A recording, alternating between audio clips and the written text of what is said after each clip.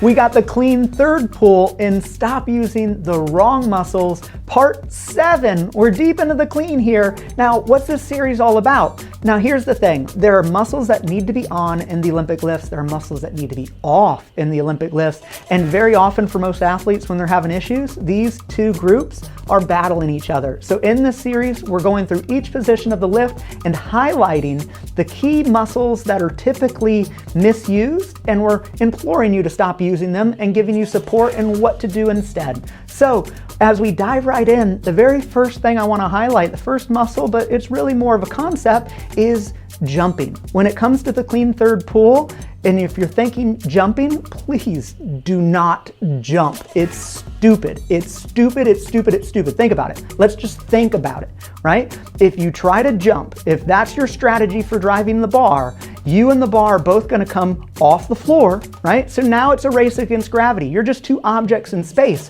What we need to do is we need to drive through the floor while remaining on the floor. That allows the bar to go up, and because we've not left the floor, we're able to accelerate ourselves underneath the bar. Bar goes up, we go down. That's called magic when it comes to weightlifting. Hey, just a quick interruption. I want to tell you guys about the Sustainable Lifting Method, our new online program coming up. Now, here's the thing. With Project Lift, over the last 6 years, I've worked with a lot of athletes who come in and they're stuck. I call it the messy middle. You've been doing this for 1 to 5 years, and you just don't know what you don't know. You're not making any more progress, and typically you got some nagging issues going on. Well, here's the kicker.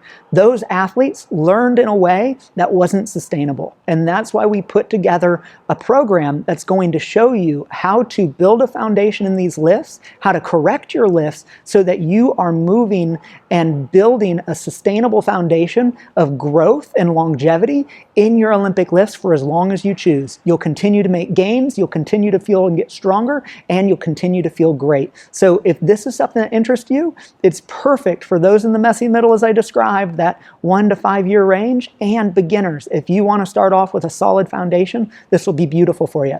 Now, I'm looking for 20 people to help me out, so check out the information. I have a special offer for you if it interests you, and let's get back to this video. The second muscle that I'm highlighting in the clean third pull are the traps. If you're shrugging, oh my God, stop. Please stop shrugging. If you're using a shrug to try to pull the bar an inch higher at the top of that drive, that is a millisecond, maybe even a few milliseconds, that you could be accelerating yourself underneath the bar.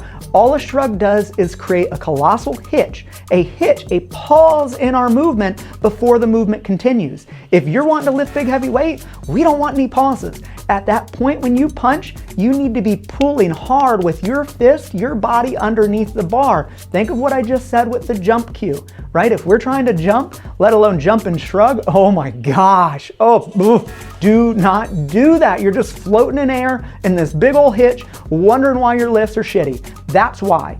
Keep your feet on the ground, drive through the floor, and when at the top of that drive, instead of shrugging, pull yourself from the fist aggressively underneath that bar. If you want to use the word shrug, shrug down, shrug underneath the bar. Do not shrug the bar higher, or you are going to make a little hitch in there and you're not going to be happy about it. The third muscle I'm highlighting here are the arms, specifically using the arms to swing the bar out. We call these T-Rex arms. T-Rex arms. You don't want to be a T-Rex in your clean. If the bar is moving away from you off the hip, the bar is getting heavier. It's also pulling you forward typically. Because you got to go get it, there's this little hop to it. When that bar comes off the hip, you need to pull upright, right? Think upright row with the arms versus letting the fist go forward into a T-Rex motion.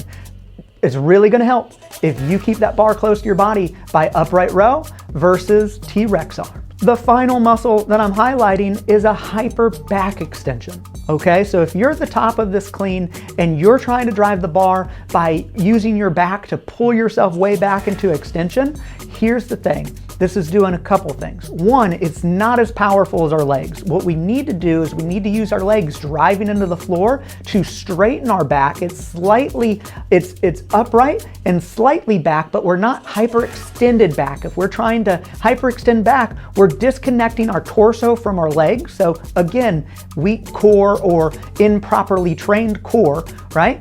And 2, you're getting further away from the bar. You're leaning back. So not only did this not accelerate the bar like the legs could have, but now you have to pull yourself back forward. It just results in a lot of missed lifts and silly tweaks to the lower back. Just stop doing that. Use your legs to finish the drive, and your back is driven by the legs into that upright, slightly back position. Now, how do you fix these? All athletes have some variety of these muscles going on, right? Not just in the third pull, but throughout the whole lift. I'll tell you exactly what we do at Project Lift. So first we observe the athlete. How are they moving? Are we seeing any of these issues? Number 2, we have a discussion. Are they aware that they're doing it? Were they taught this? Did they learn this? Are they thinking this? And then step 3, we help them make the correction through appropriate drills and strengthening what needs to strengthen if there's an imbalance. So what can you do? You can smash this discovery call button. Get on the phone. Me and you will have a call. And what we're going to do is we're going to look at where you've been, look at your goals, and we're going to lay out a path of how we could support you. That's what happens on those calls. They're awesome. I really enjoy them. So I hope to talk to you on there. Now, since this video has helped you, smash that thumbs up button, pay it forward, send it to a friend that you know it could help, and subscribe because the next part is coming next week.